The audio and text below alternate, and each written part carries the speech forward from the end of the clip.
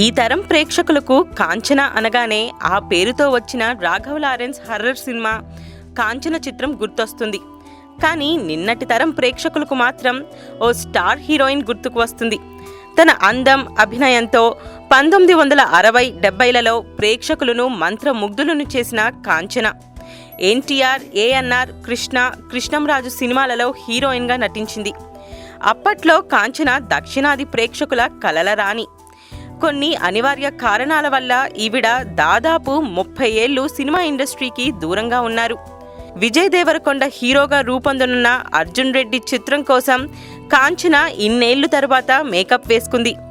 ఈ చిత్రం షూటింగ్లో కొన్ని రోజులు కాంచన పాల్గొన్నారు. అర్జున్ రెడ్డి దర్శకుడు సందీప్ వంగ కాంచన్ను ఊహించుకొని ఇందులో నానమ్మ పాత్ర రాసుకున్నాడు. అయితే కాంచన మొదట్లో ఈ పాత్ర చేయడానికి విముఖత చూపించిందట. కానీ దర్శకుడు సందీప్ వంగ కాంచనకు ఆ పాత్రకు ఉన్న విలువను గురించి పూర్తిగా చెప్పడంతో కాంచన పాత్ర యొక్క ఇంపార్టెన్స్ను గమనించి నటించడానికి ఒప్పుకుందట.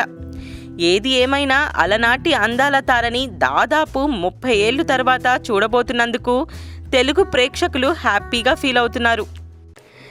మరిన్ని ఫ్రెష్ ఫిల్మ్ అప్డేట్స్ కోసం మా ఆరెంజ్ ఫిల్మ్ న్యూస్ ఛానల్ని సబ్స్క్రైబ్ చేసుకోవడం మర్చిపోకండి.